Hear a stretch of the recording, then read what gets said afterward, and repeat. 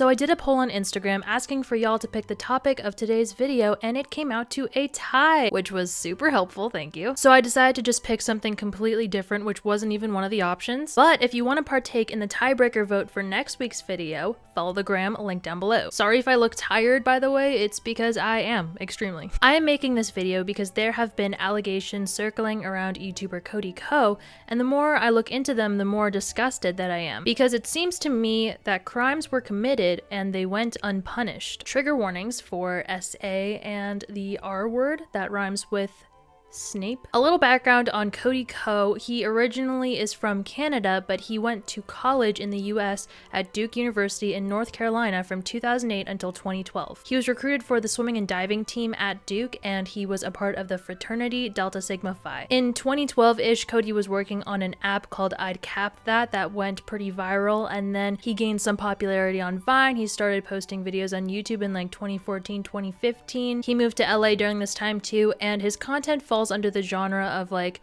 comedy, reaction videos, commentary. Currently, he's known for his collaborations with Noel Miller. Oh, dude, you're drinking cum powder? Oh!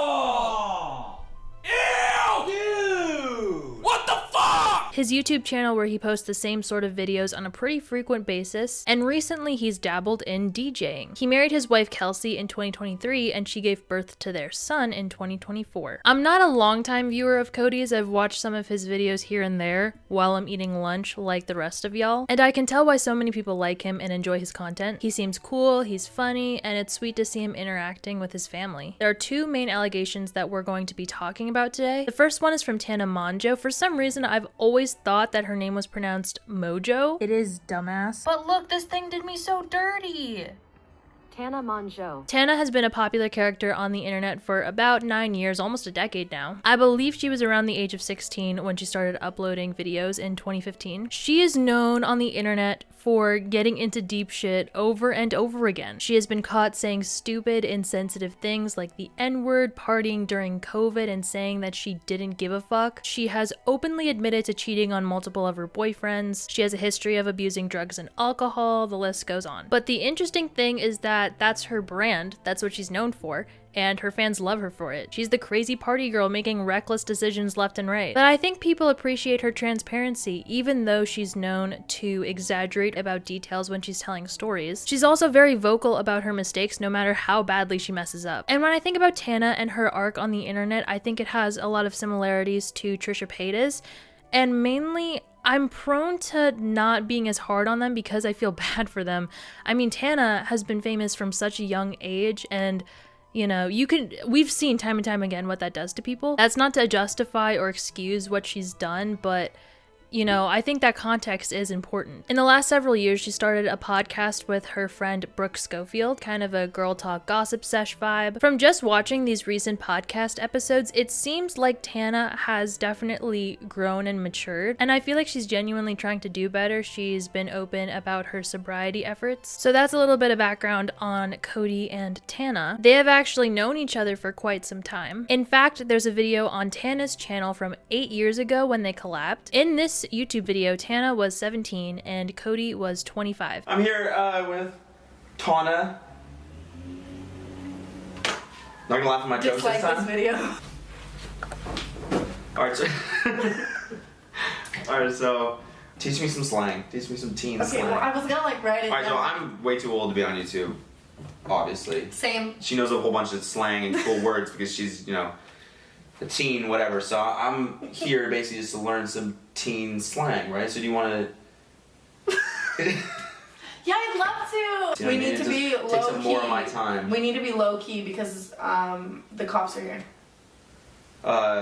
Okay, that last clip was taken out of context, but that's ironic because fast forward to the end of 2021, Tana was calling out people who hooked up with her, namely Cody Co and JC Kalen. I'll be honest, I have no idea who that second guy is, but she revealed this during one of the earlier episodes of her podcast, Canceled. And that's not right. That's not correct. I know now. I was 17 at the time, 18. Like, that's not what you do. But at the time, it was just like, oh, you think I'm this and you're treating me and calling me all these names and treating me really horribly and like using me for a lot of money and like. If you're gonna say I'm cheating. okay, I'm gonna cheat. And it's like, if you're using me for mad money and making me buy hella shit for you and like, you know, forcing me to fly out to you just to be like super emotionally and like psychotically abusive, like shit, okay, bet. And so I started kind of hooking up with other people. Shout out JC Kalen, shout out Cody Co. Don't. Oh, Jesus. According to Tana, Cody then reached out to her through text after this episode aired, and he said, "Are we good?"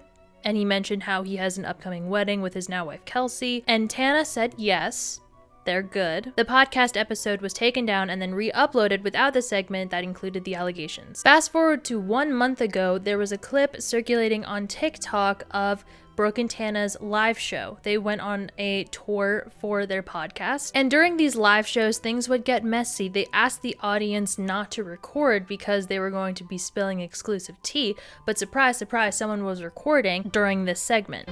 Who's the smallest dick you've ever had sex with? Oh my God, do no one look at me, Cody Co.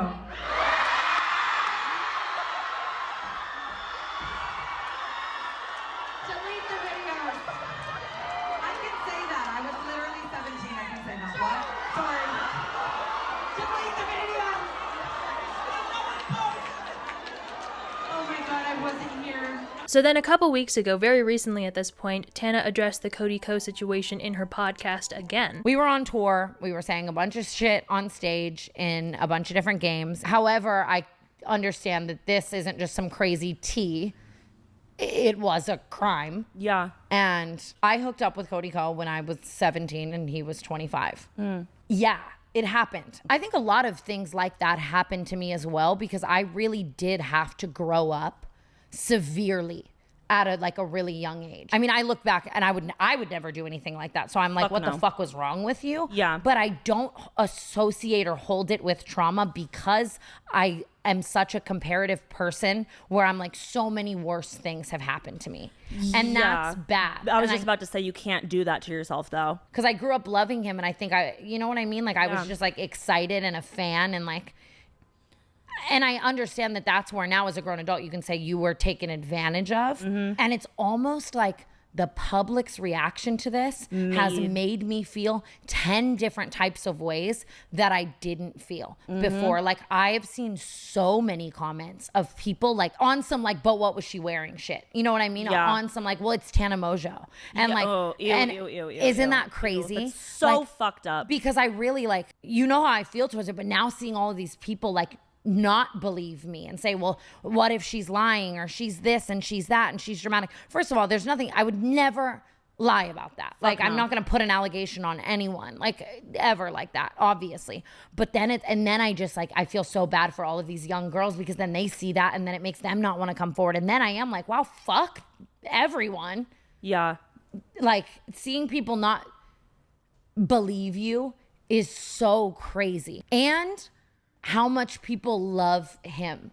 Like, I know. It makes me feel so sorry for any real victims of people that are really fucking loved by people because it's they still get, at the end of the day, they get their platform. He's going to be just fine. He's posted up in a fucking mansion. Well, and just his life is even going to just go on. in my day-to-day life, like it's like I know for a fact if you swapped out Cody Co with someone that like people didn't like that much, oh my God, would be receiving so much more sympathy. It would be easier and less hard if he was like easily hateable. Yes. Like already just yes. And that makes unlikable. me sad for other people in a situation like mine. Even if you don't feel like traumatized by it, it's still just objectively wrong. And he I is know shitty that. for that. Yeah.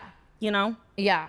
100%. Now, in terms of my thoughts, assuming this hookup took place in the state of California, which is probable considering that's where Cody and Tana were living at the time, that is a crime. Straight up. Statutory R word, to be specific and technical. And I've made my position on age gaps where the younger person is in their early 20s and below very clear in my last video. Granted, I've seen people saying that I shouldn't make negative blanket statements about age gaps, especially when the youngest person in the relationship is 18 and over, because at that point we have two consenting adults. They can do what they so please.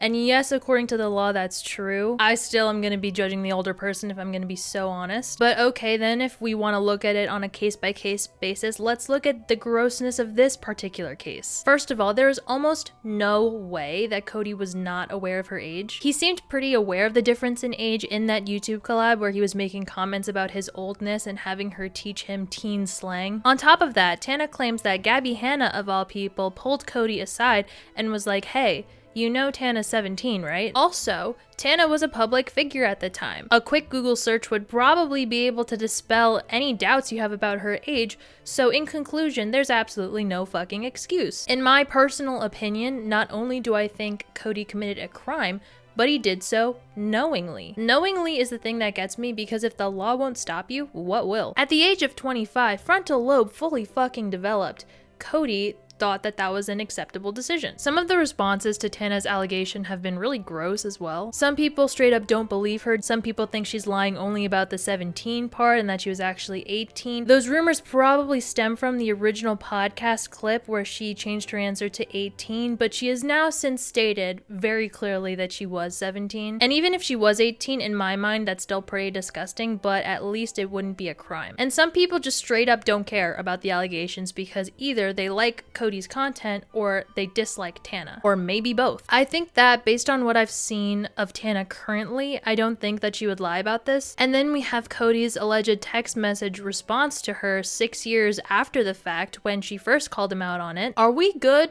Yeah, I know I R-worded you, but are we good? Are we Gucci? Huh? Low key, bro. That's diabolical. Could you take any less accountability? And essentially saying that it's bad timing since he had a wedding coming up. Apologies that your alleged crime, of which you have not addressed in the slightest and which you have taken zero accountability for, is an inconvenience to you now. People actually go even so far as to speculate that Cody and Kelsey's engagement announcement was made in that time to cover up the situation that was going on, the allegations with him and Tana. I don't know, maybe it was a coincidence, maybe it wasn't. But speaking of the wedding, let's move on to the second allegation that isn't even really about Cody, but actually about one of the attendees of Cody's wedding. A longtime close friend of Cody's, Colby. Like I said before, this situation is more about Colby and what he did, but I think what really rubs people the wrong way is how Cody continues to associate with this man. Colby was a member of the fraternity Delta Sigma Phi along with Cody, and according to the Duke commencement records, Colby graduated in the year 2014. So he was probably there from 2010 to 2014, which would make him a couple years younger than Cody. Cody made a bunch of YouTube video vlogs featuring Colby and a couple of his other frat bros in like 2016 and 2017. Just about to pull my dick right You're now. an absolute Dick is absolute asshole. Oh geez, where was it?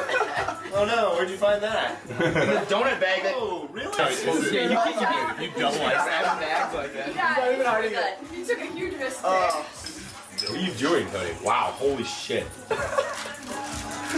The kid suck. Oh my god. Pretty impressive. But the recent comments that have been circulating stem from the fact that Colby was pictured at Cody and Kelsey's wedding. And the comment that people love to throw around about the situation is that Cody Ko's best man is a convicted R-wordist. This claim is false for two reasons. A, I couldn't find evidence that Colby was actually his best man. Possibly he was one of the groomsmen, which is a fitting title for these lads it seems. And B, he was never convicted. No justice was served for the R-word he almost certainly committed. What was brought to the court was a lawsuit, but the core of this lawsuit was whether or not Duke University violated Title IX and was negligent in response to the woman who made the allegation that Colby and his friend R-worded her. As a result, the details of the allegation were included, but also we gotta remember that the judge wasn't ruling on whether or not Colby and his friend committed a crime. It was about whether or not Duke University was negligent in response to these allegations. Let me read you some of the excerpts that I've selected from the PDF that came from the International Association of Defense Counsel, which gives an overview of the case and the evidence that was presented. The plaintiff is the woman who came out with these allegations. I don't know if she wants her name being circulated, so I'm going to keep her anonymous. But in these excerpts, the plaintiff is the woman and the defendant is Duke University. Calling her the plaintiff may be grammatically incorrect in some cases, but again, it's for anonymity's sake. The plaintiff has sued Duke University for violating Title IX of the Education Amendments of 1972. She contends that Duke's response to her March 6, 2011 R-word by 2 other students was clearly unreasonable and created a hostile educational environment, depriving her of access to educational opportunities and forcing her to transfer to another school.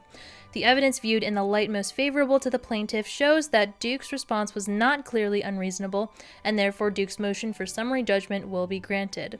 The plaintiff began attending Duke in the fall of 2010. According to her evidence, on March 6, 2011, a fellow student, Colby Leachman, drugged her and then R-worded her. Mr. Leachman was the son of a Duke professor and the stepson of the Duke provost, and the R-word occurred in the provost's home. He also invited another student, Brian Self, to R-word her while she was drugged. This R-word occurred later that night in Mr. Self's dorm room.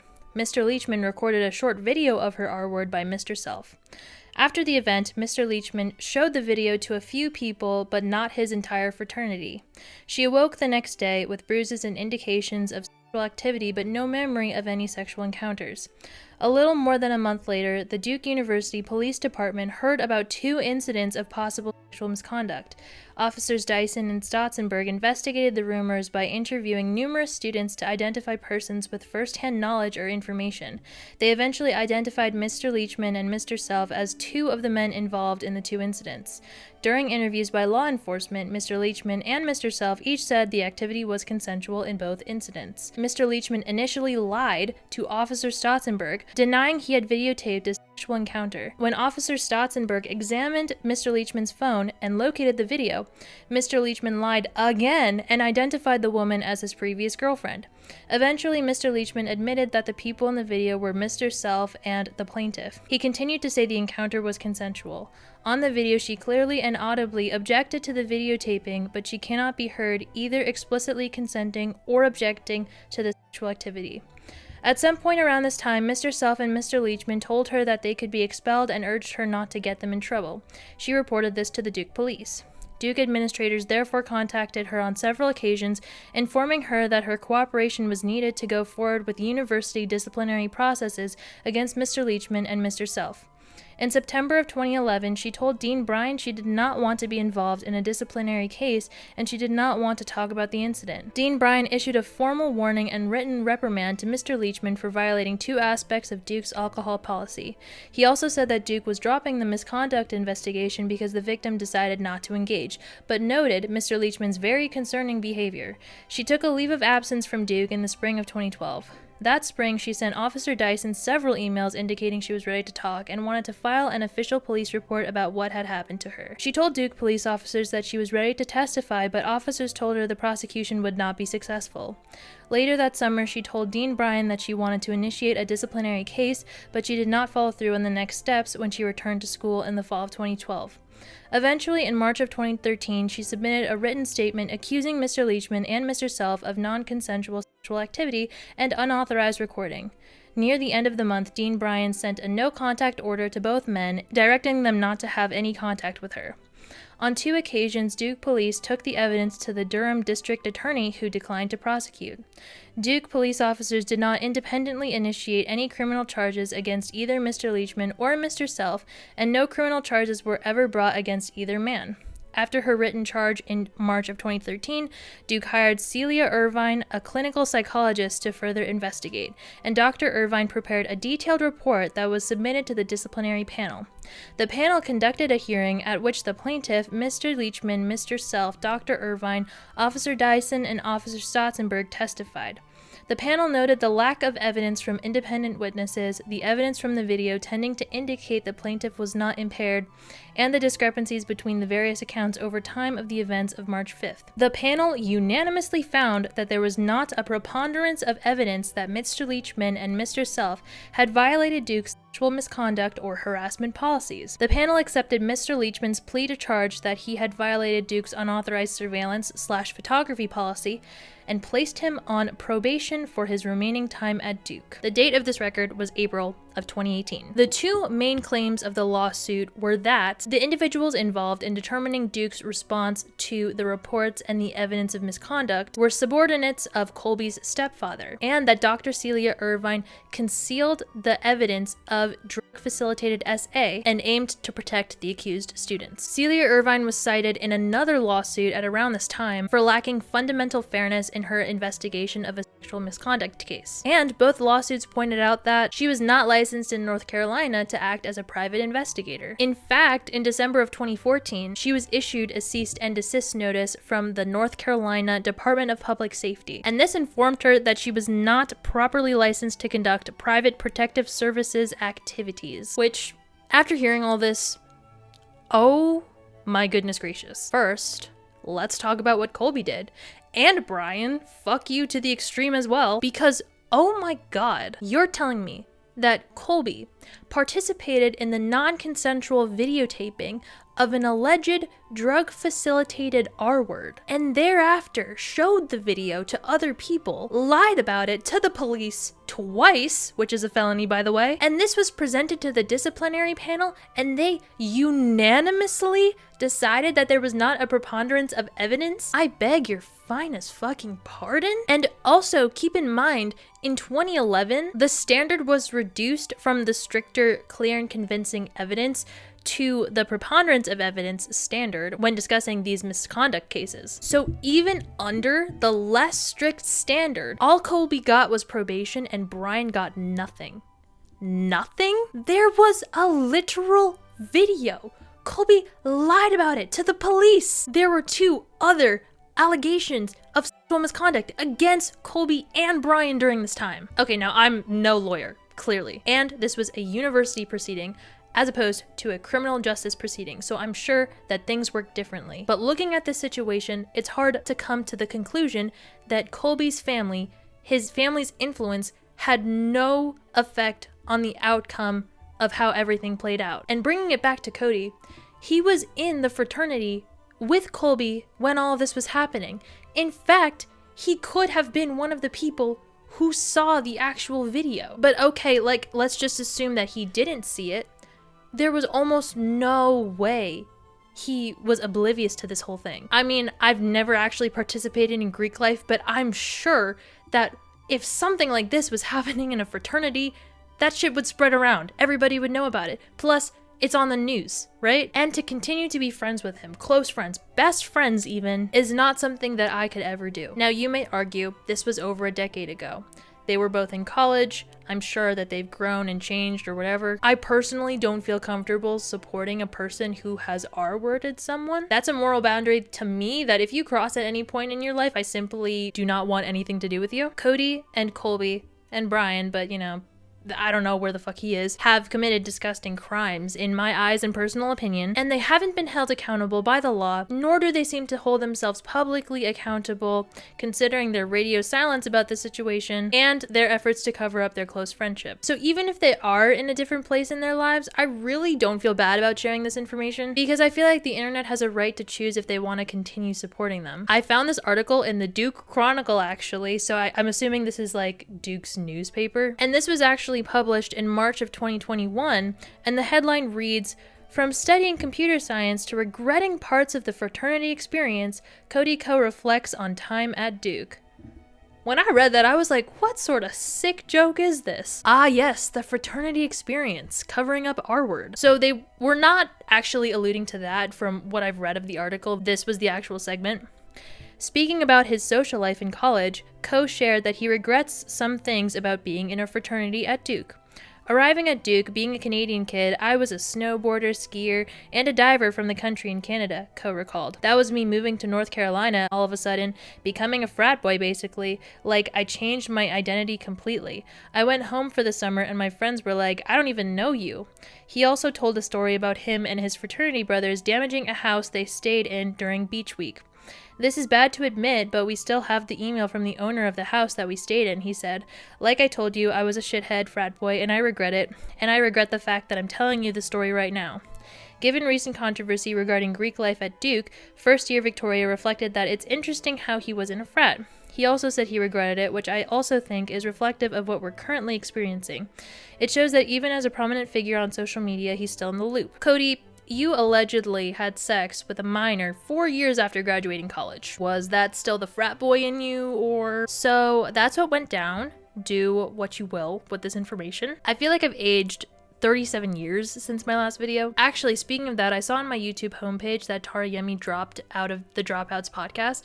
There's probably a joke there, a dropout. But when I saw that, I was literally like, did I do that? I definitely didn't. It was probably the overall general conversation that's happening around Zach right now. But damn, was that a quick turnaround. I mean, good, that's definitely a win for her. In the video Tara posted, she didn't mention that there were any negative feelings towards anyone on the podcast. She basically just said that she wanted to go in her own direction. I gotta go my own way. What about us? What about everything we've been through? But what about trust? You know I never wanted to hurt you. But what about me? So yeah, it didn't sound like she had any beef with Zach, but who knows, am I right? Also, Oscar Gracie shouted me out on the Just Trish podcast. Hello? Trisha, as in Trisha Paytas. That was so nice of him, thank you. I will admit, when someone told me that, I literally shat myself. And it's funny because the segment of my video that they were talking about was literally not even about Tara. It was about the end of my video when I was rambling about this guy coming up to me at VidCon, the one that Hamza was following on Instagram. By the way, the guy unfollowed me on Instagram. Woo! But yeah, for the TikTok interview that I don't think he'll ever post because it was not entertaining in the slightest, which was probably mostly my fault. But I also don't think I ever gave verbal consent, so that's on you, bro. I didn't expect so many people to watch my last video, so thank you all too. I did not expect to have a drama channel arc in 2024, and I don't think talking about this stuff is necessarily my forte, but there seems to be a lot to talk about right now for whatever reason, so we'll keep this train rolling, I guess. But anyway, I guess to end it off, like I said, these situations are just so disgusting to me. And even though, yes, they did happen over 10 years ago at this point, well, one of them happened over 10 years ago, one of them happened just about 10 years ago, which is a long time. But also, like I said, certain moral boundaries should never be crossed. And once you do, I really can't see you the same way. And that's just a personal opinion. Maybe you feel differently. I'm also only 20 years old, so I don't know how I'll feel at 25, 30, whenever the fuck. This is just how I feel in the moment, right now. And especially because I feel like so many of these crimes go unpunished that it feels almost wrong to see someone who escaped scotch-free winning in life and also not addressing it and seeming to cover it up. So yeah, do what you will with this information. I don't fucking know. I hope that you're doing good in general, and I will talk to y'all next week, probably. Bye.